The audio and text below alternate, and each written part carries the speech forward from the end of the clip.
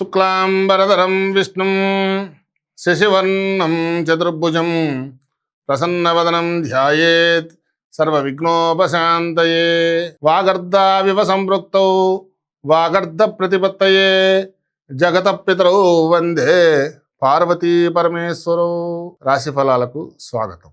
తదుపరి ధనస్సు రాశి. ఈ ధనస్సు రాశి వారికి మూలా నక్షత్రం 4 పాదాలు, పూర్వాషాఢ నక్షత్రం 4 పాదాలు, అలాగే ఉత్తరాషాఢ నక్షత్రం 1వ పాదం ధనస్సు రాశికి చెందినవారు. ఈ రాశి వారికి ఈ సంవత్సరం ఆదాయం 11, వ్యయం 5గా ఉన్నది. రాజపూజ్యం 7, అవమానం 5గా ఉన్నది. ఈ రాశి అన్ని రంగాల వారికి కూడా యోగదాయకమే. ఆర్థికంగా బాగుంటుంది.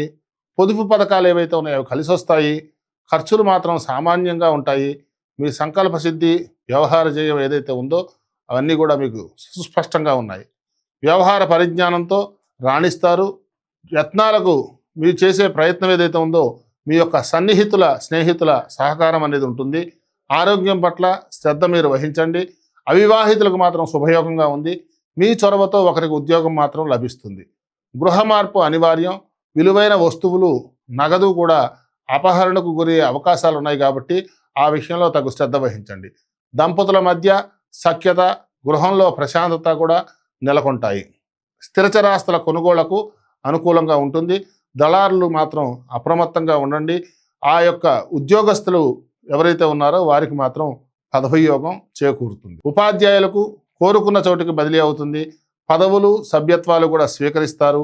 వ్యాపారాలు లాభసాటిగా సాగుతాయి. నూతన వ్యాపారాలు కలిసి వస్తాయి. వ్యవసాయ రంగాల వారికి 2వ పంట ఆశించిన దిగుబడిని ఇస్తుంది. పంటకు తగినటువంటి మద్దతు ధర పొందుతారు. సంకల్ప సిద్ధికి మీరు ముఖ్యంగా శివ దర్శనాలు లేదా హనుమాన్ చాలీసా పారాయణం చేసుకోవటం ఈ రాశి వారికి శుభదాయకంగా ఉంటుంది. నిర్మాణాలు ఏవైతే ఉన్నాయో ఊపందుకుంటాయి. టెండర్లు, కాంట్రాక్టులు కూడా దక్కించుకుంటారు. విద్యార్థులు, విదేశీ విద్యాయత్నాలు ఫలిస్తాయి. ముఖ్యంగా పరిహారం చూసుకుంటే ఈ రాశి వారికి సుబ్రహ్మణ్యేశ్వరుని ఆరాధన, హనుమాన్ చాలీసా పారాయణ కూడా శుభాన్ని ఇస్తాయి.